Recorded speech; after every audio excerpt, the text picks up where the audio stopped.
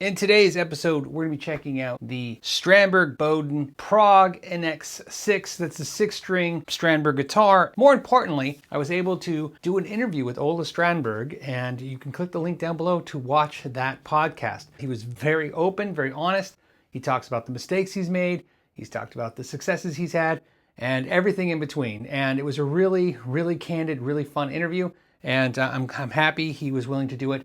After I was going through the guitar, working out this review, I reached out to him and said, you know, it'd be really cool if we could get some insight into this. And he definitely gave us some insight. This guitar is different.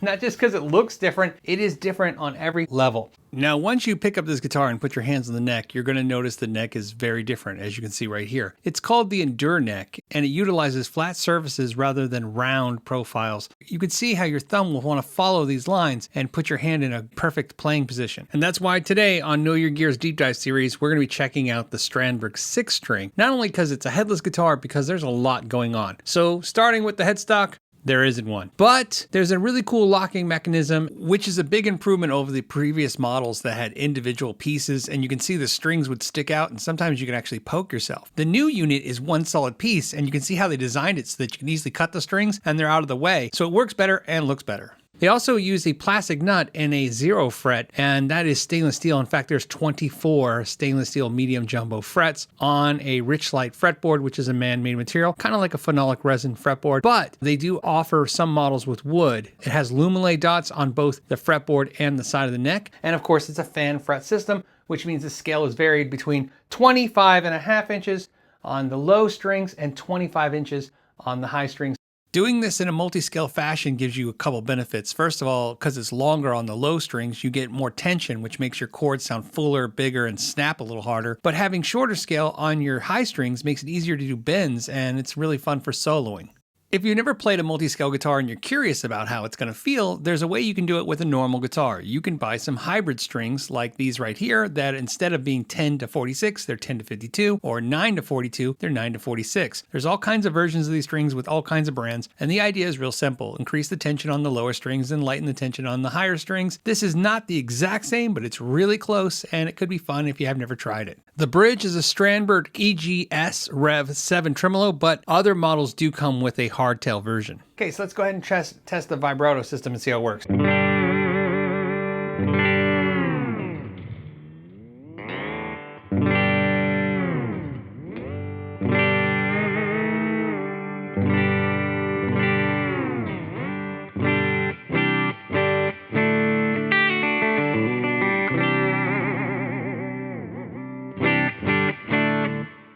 Call that a success. There is also a tool that comes with this, so you can fine tune them with your hand, or of course use the tool to speed up the process or make it easier if you have maybe issues with your fingers and hand strength for turning that. And the tool comes with a magnet so that you can install it on the headstock or on the base of the body so that the tool is always with the instrument. Has one master volume and one master tone and a 5-way blade switch, which we'll get into when we do the sound samples. Now, looking at the top, it's a 5/8 quilt, but this is a veneer, and we'll get into that as soon as we flip the guitar over. Now that I flipped it over, you can see it's a ash body and it is chambered, but you can see it's an actual maple cap, but that veneer is on top of it. So it's a standard maple with a quilted top. And that chambering makes these guitars really light, between 4 to 5 pounds, which is why they're headless. Otherwise, the guitar would be top heavy. The back plate is made of aluminum. It's all one piece, and you can see even see how the output jack is attached to it. And we'll get into that in a second. And you can see they don't use a back plate for the tremolo system, so that's just exposed. And of course, here is the bolt-on for the neck. And then what you have here is a 5-piece neck that has carbon fiber reinforcement in it. So of course, the neck is going to be really strong. And of course, the neck shape is really hard to see, but you can see there's a lot of angles here that are not rounded. So it's really cool and interesting neck. And here you can see it's made in Indonesia. And then of course, here is the adjustment for the truss rod. Some other things to mention is the finish is a satin polyurethane. And one change to the new version is this logo. It used to be all routed into the body, and I thought that was really cool. And now you can tell it's definitely like an applique. Nice, but not as nice as the old ones. Before we take a look at the setup, the guitar came shipped with the Dario 10 to 46s. So let's go ahead and check the relief on the neck. We're going to go ahead and use our first finger and push down on the first fret, and I'm going to use my thumb on my other hand to push down on the last fret, and just go ahead and tap the string somewhere in this area. You can see there's a little play, there's a little bit of relief in this neck, which is fine. So now let's go ahead and check the action, and I'm showing it at the 12th fret at about 1.75 millimeters, or about 0.07. So it's pretty good. It's not super low, but it's lower than average. Let's go ahead and check all the frets. Here we go. Now, sometimes in these videos, I use a fret rocker and sometimes I play the notes. I prefer to just play all the notes, and then if I hear any issues, use the fret rocker to figure out exactly what's wrong. Okay, no dead frets at all. Perfect, really. Okay, so the frets are level and they're highly polished, but what about the fret ends? Let's go ahead and use the sock test to see, and wow. I mean, maybe one little spot right there. I'm not even sure. That felt like a 5 out of 5, but I'll give it 4.5 out of 5 just to make sure. Let's go ahead and do the bass side and see how that is.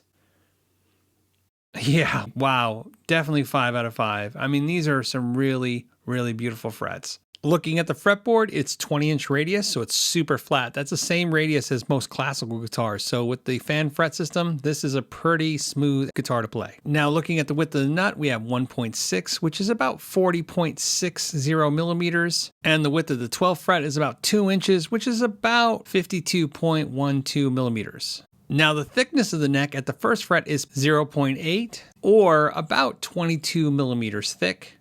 Now, when looking at the back of the neck, obviously, I don't know what to tell you. I used a Les Paul 59 template to just show you it's not only not rounded, I mean, there you go. It's a Endure neck. It's totally different. It's squared where instead of round, and it's really unique. For the pickups, they're using a Sur SSH Plus in the bridge, which has a resistance of 17K and an Alnico 5 magnet, and of course 4 conductor wiring, and that gives it pretty much the Seymour Duncan JB vibe. And in the neck, they're using the Sur SSV pickup, which has a resistance of 8K and of course an Alnico 5 magnet, gives it the PAF vibe. So let's take a look at the electronics, and you can see we have that one-piece plate that I was talking about where they have it bent to hold the output jack. That's really cool. And then looking inside, you see a lot of good things. I see 500K CTS potentiometers. I see a treble bleed right here, so it doesn't roll off the highs so quickly when you're backing up the volume. Obviously, you have a capacitor for the tone control. 5-way blade switch. The wiring looks clean. It looks like it's not only shielded with paint, but there's also shielding at the bottom. And again,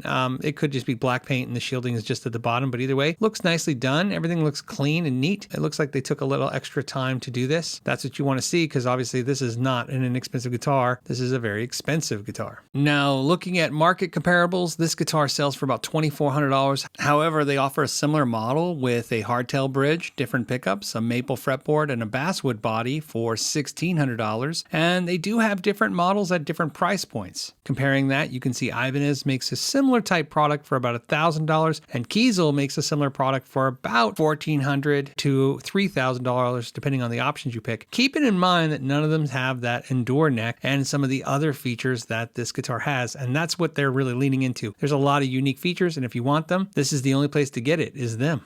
One of the things that's cool about this guitar is, yeah, it looks a little different, but it's designed not only to be light, but ergonomic. When it sits on a strap, it sits in your perfect position. When it sits on your lap, look at that. It sits in a perfect position and sits up high. Even though it's a small guitar, it sits up pretty high. Of course, you can sit it in other positions. So you can sit it here, or you can sit it, as you can see this little cutaway right here, and have more of a classical style position. And it comes with a deluxe gig bag. It's actually made for this guitar. It has a lot of cool compartments. It looks like a piece of luggage more than a gig bag. So let's get into some sound samples. I'm going to start using a Friedman Small Box 50 into a 212 cabinet with vintage 30s, mic'd with an SM57 into my 88M Neve interface in my computer. I'm also running a Eventide delay in the effects loop and a NuX reverb in the effects loop.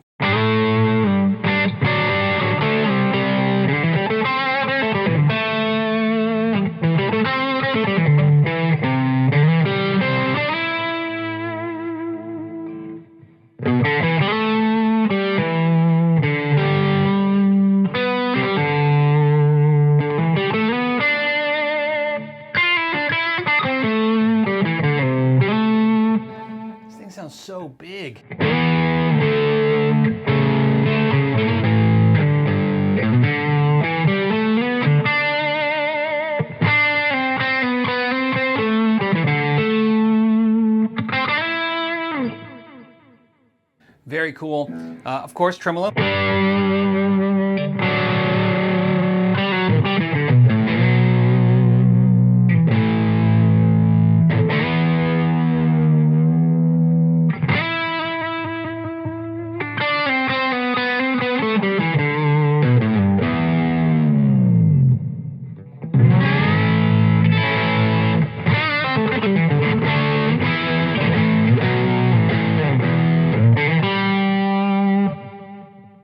Now there's the neck pickup, which also sounds very full and dynamic.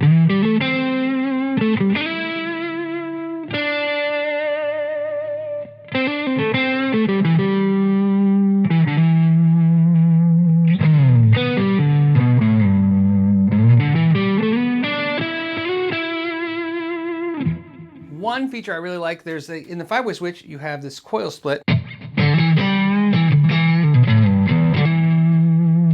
And I love it.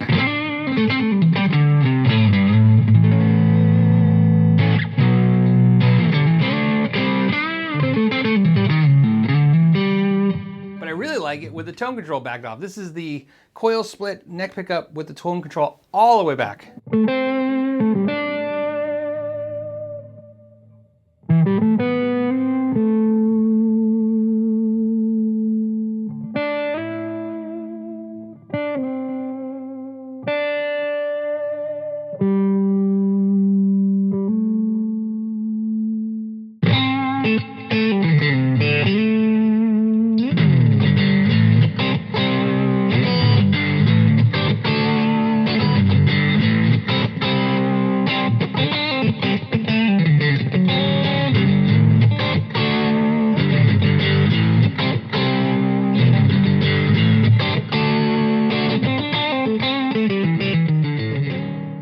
Middle position, tone control full forward, here we go.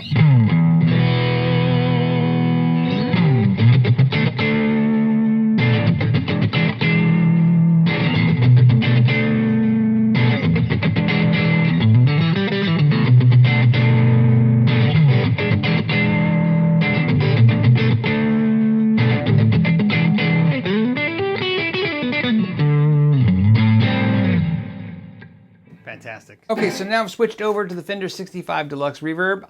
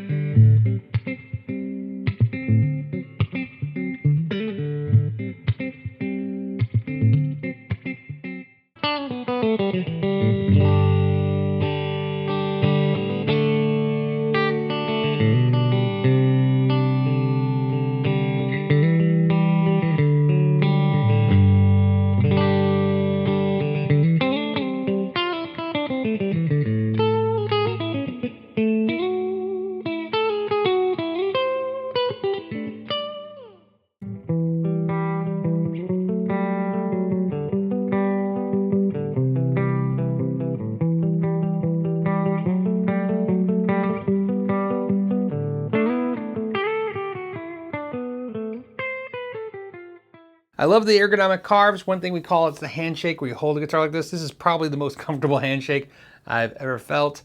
The handshake is what I call it when you grab the neck right where the body meets the neck to see if it's like comfortable to hold it there, and if it's comfortable to hold it there, it might be comfortable to play there because it won't be poking you. This is super, super comfortable. I kind of feel like that's really, really nice. One of the things I'm not a huge fan of is just this look. I love, as you guys know, I don't use a back cover on my guitar, so having this exposed is fine, but it just feels like this doesn't fit the modern look of the guitar. They could do something in the future, maybe design a new claw system, something that looks a little cooler, maybe something a little, I don't know, just something cooler. I feel like there's just something, if you could add something to it, just feels like everything was so well thought out, and then just this. That's my only thing. It's the only really thing. And I love how clean they put it in here. The workmanship on this is next level. This is perfect, perfect stuff. Fretboard, one thing we talk about is if it's rounded. This is not a rounded over fretboard, but again, it's not very sharp at all. I had no issues with it poking me or hurting my hands in any way. I would not prefer it to be more rounded than it is now because of the fact that the shape of the guitar is just the way it's designed. That might not feel very normal with the feel. So, but just to let you know, it's not a heavily rounded fretboard. And I know the big question is, how did I feel about the Endure neck? Well, I've played this guitar a few times over the years, but this is the longest I ever got to play with it for almost a month. And what I can tell you is, I really like it. But I can say that I really, really think I would enjoy it more on the 7-string version. In fact, the 7-string was probably the most comfortable 7-string I've ever played. It does put your hand in the proper playing position. It changes the way you want to kind of hold your hand. If you do a lot of cowboy chords, this probably isn't the guitar for you. However, it's really hard for me to tell you what style of playing you should do this, should this guitar be. What I can say is you definitely need to check it out. I think a lot of players see this guitar as just another headless design guitar, and obviously there's a lot more going on. So if you get the opportunity to see one at a Guitar Center, you see one at your local mom and pop store, wherever you see one, just pick it up and give it a play. I think you'll be pleasantly surprised and shocked at how comfortable it seems. Pickups sound great. A really interesting combination with this guitar. I think this is their way of kind of maybe not being so metal all the time. I've noticed now more so that they have as many jazz style guitar players and just traditional guitar players. I see a lot more traditional guitar players checking these guitars out. They make even a couple that look like Strats or Tellys in a more traditional look with more traditional pickups configurations. And I'm seeing a lot of players pick up those and play those as well. Me personally, this experience has prompted me to get the 7-string. I have to say that I really love the idea, and the 7-string neck has got to be the most comfortable 7-string neck I've ever played. I've played a ton of 7-strings in the past, and they're always at a disadvantage to when I'm playing my 6-string. I always feel like it's just a little bit more. This actually made it feel easier than my 6-string. They really make master crafted instruments, and that's what this comes across to me as. All right, on that note, I want to thank you guys so much for your time. To the next time, know you care. Now just remember, the builders who send these guitars for my review have a drive to make great guitars. They agree to send non-cherry-picked instruments and let me try to find the best and the worst points of their guitar. Nothing I say or show is meant to take away from their hard work, dedication, and I applaud their ability to check their egos at the door and share their workmanship with us. Let's face it, most companies are not willing to do this.